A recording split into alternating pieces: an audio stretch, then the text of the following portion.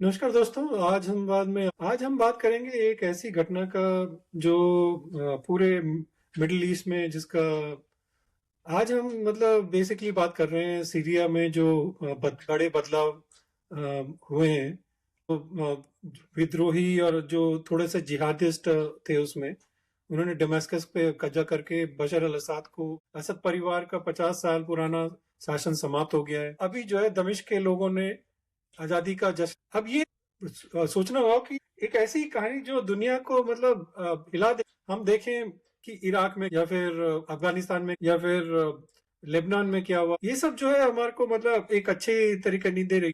बांग्लादेश हमारे जो बगल में यूएस ने करवाया, तो ये जो है करवाया, इसका तो हमें पता नहीं, देखेंगे कि क्या होता है आगे। आसार तो अच्छे नहीं लग रहे हैं, तो चलिए इसी पे बात करते हैं। आप रमेश, बड़ा इंटरेस्टिंग है। इंटरेस्टिंग क्या, शॉकिंग है कि 11 दिनों में ही जो सेपरेटिस्ट ग्रुप था, ये हयात तहरीर अल शम ने जो है दमिश्क पर कैप्चर कर लिया सिर्फ 11 दिन। और ये हुआ कैसे, ये बड़ा ये अजीब तो है, काफी शॉकिंग है। पैरेलल अफगानिस्तान से।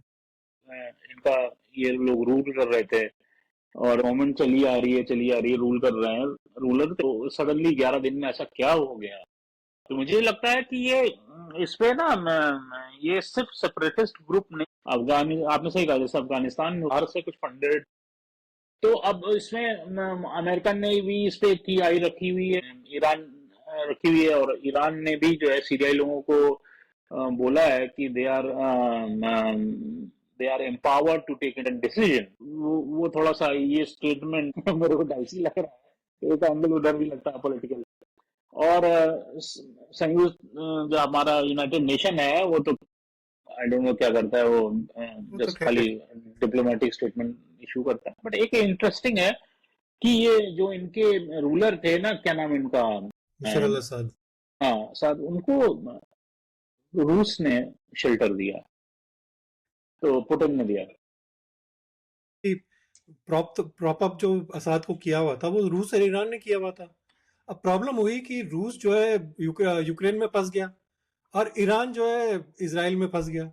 उसकी वजह से जो है ये लोग असाद को सपोर्ट नहीं कर, और इसकी हम्म। वजह से वो असाद वीक हो गया।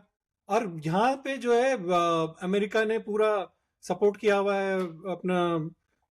ये क्या कमाल किया है, कुछ महत्वपूर्ण आंकड़े अगर 5,000 मतलब जिहादी लड़के जो हैं बेसिकली इसमें इन्वॉल्व हैं। 500 से अधिक असाद के सैनिक मारे जा चुके हैं और 2,000 से अधिक नागरिक विस्थापित भी हो चुके हैं वहां से, मतलब के अराउंड। और ये सिर्फ एक साधारण विरोध नहीं, ये एक बहुत जटिल सैन्य अभियान है जिसको मतलब यूएस ने पूरा हाँ, ये जो सेपरेटिस्ट ग्रुप है, उसने ना वही मौके पे चौका लगाना, स्मार्ट स्मार्ट स्ट्रेटजी अपनी की हुई है। और उसने जो ना क्या किया कि वो गुरिल्ला वॉर टेक्निक अपनाई हुई है, कि रह रह के अटैक करते हैं, कि जैसे आपने बोला कि around 5,000 well equipped sophisticated arms है, एडवांस्ड इक्विपमेंट, वॉर इक्विपमेंट की सप्लाई है, इनके पास सब कुछ है। और ये ना इनका खुफिया नेटवर्क भी सडनली आते हैं, गुरिल्ला वॉर कर रहे हैं ना, सडनली आते हैं और एक जगह पर अटैक करते हैं, कि जो जो ओरिजिनल रेसिडेंट सैनिक हैं, और कैप्चर करते जा रहे हैं, तो यही हो रहा है। बट ये शालिन एक बहुत मुझे लगता है एक टेम्परेरी विजय हो सकती है। लेबनान की सीरिया भी अराजकता में विविध मतलब अगर देखो विरोधी समूह, मतलब पूरे एक समूह जो है आपस में संघर्ष कर सकते हैं सत्ता के। रशिया और ईरान की भूमिका बहुत दिलचस्प होगी यहाँ पे, कि वो असाद के साथ खड़े रहे या फिर मतलब ये सीरिया के लोगों के विद्रोह जो समूह के बीच संभावित संघर्ष है, वो भी एक प्रॉब्लम रहेगी। उनकी स्थापना कोई आसान नहीं होती किसी भी देश के लिए। मतलब जो लोग लड़ते हैं उनको शासन करना नहीं आता है, तो ये एक बहुत बड़ी चुनौती रही। देश में शांति शांति और स्थिरता की बहाली एक बहुत बड़ी चुनौती है। और ये इसीलिए मुझे लगता है कि ये एक बहुत बड़ा प्रॉब्लम होने वाला है वहां पे उस मिडिल ईस्ट में। तो डीप स्टेट हो बोलो या सीआई, सो यही। तो ये क्या है वास्तव में, स्वतंत्रता होगी या एक सिर्फ एक नया संघर्ष है? क्योंकि अमेरिका की भूमिका और भी संदिग्ध बोलते हैं ना, जैसे वो उसकी बहुत एक्चुअली, क्योंकि छुपा हुआ समर्थन, फिर अप्रत्यक्ष क्षेत्रीय पॉलिटिकल खेल है, वो एक्चुअली बहुत दिलचस्प हो जाएगा। तो ये एक सीरिया का मामला नहीं है, मैं ये इस पूरे मिडिल ईस्ट को मतलब का एक एक्चुअली इम्बैलेंस खड़ा कर सकता हूँ। हाँ, कई चीजें इंटर रिलेटेड हैं, नॉट ओनली टू सीरिया। अगर आप देखोगे टर्किश लोग हैं, टर्की का जो है इनका इन्फ्लुएंस अपने रीजन में बेटर की गेटिंग स्ट्रांगर। दूसरा, अगर फिर देखोगे जो कुर्ड कुर्ड एरिया है, कुर्ड कम्युनिटी है, उसमें भी काफी उठापटक होती जा रही है, बहुत ही टर्बुलेंस। और फिर इधर देखो ईरान और सऊदी अरेबिया के साइड में, तो वहां पे भी टेंशन बढ़ता जा रहा है। तो ये एक अमेरिका की ही स्ट्रेटजी है, सब उसी के हिसाब से चलता आ रहा है। और प्रॉब्लम क्या है कि जो मिडिल ईस्ट की पॉपुलेशन है, अनफॉर्चुनेटली का जो रिलीजन का फाउंडेशन है ना, वो उनके डीएनए में है। वही वो चक्कर है, प्रॉब्लम वही है। शांति से। अब ये देखो ना कि लेबनान जैसी स्थिति की पूरी संभावना है ना, मतलब विविध मतलब देखे आप, अगर पूरा एरिया को देखे तो आपस में लड़ने का तो इनका पूरा है। और वहां पे जो है ये लोग स्टेबिलिटी करा, फिर उसको सडनली विड्रॉ कर दिया, तो तालिबान घुस गया, और तालिबान जो कर रहा है वो सबके सामने है। तो मतलब यही हुआ था वहां पे भी गद्दाफी के, और फिर गद्दाफी के हटने के बाद लेबनान में भी जो है इंस्टेबिलिटी आ गई। फिर हमारे बगल में देख लो बांग्लादेश में, अच्छा खासा वहां पे जो है शेख हसीना जो है 15 साल से अपना उसने संभाला हुआ था, अपना जो है बांग्लादेश को आगे भी बढ़ा, बट यूएस को पसंद नहीं आया। उन्होंने जो है उसको स्टेबल करके वहां पे वहाँ भाई साहब को लेके आ गए, जो जिहादी और ये सब जो ऑपोजिशन है वहां पे। तो स्थिति कोई अच्छी नहीं है, माइनॉरिटीज का भी वहां पे कितना अत्याचार हो रहा है। पूरा जहादीज ने कैप्चर कर लिया है, पूरा इस्लामाइजेशन वो मतलब अपना वही, जैसे आपने बोला कि इनके डीएनए में है इस्लामाइजेशन।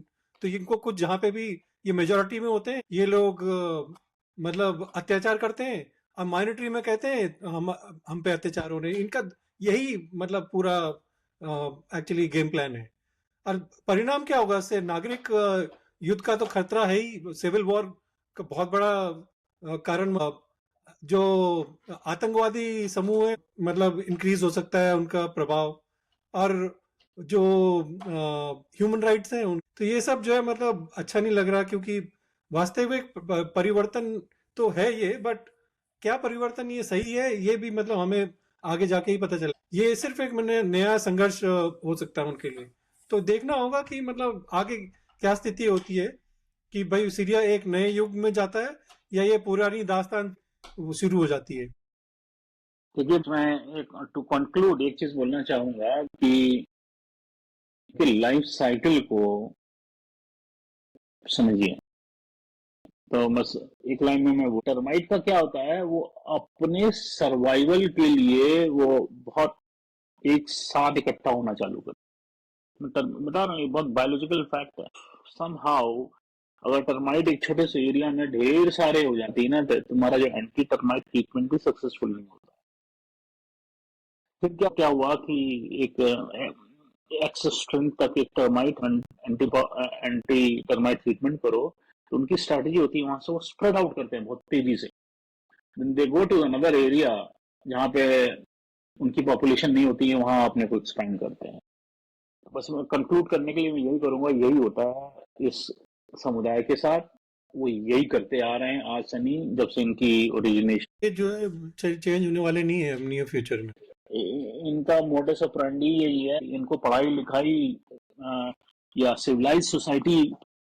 ये एक ही जगह पे ढंके हैं।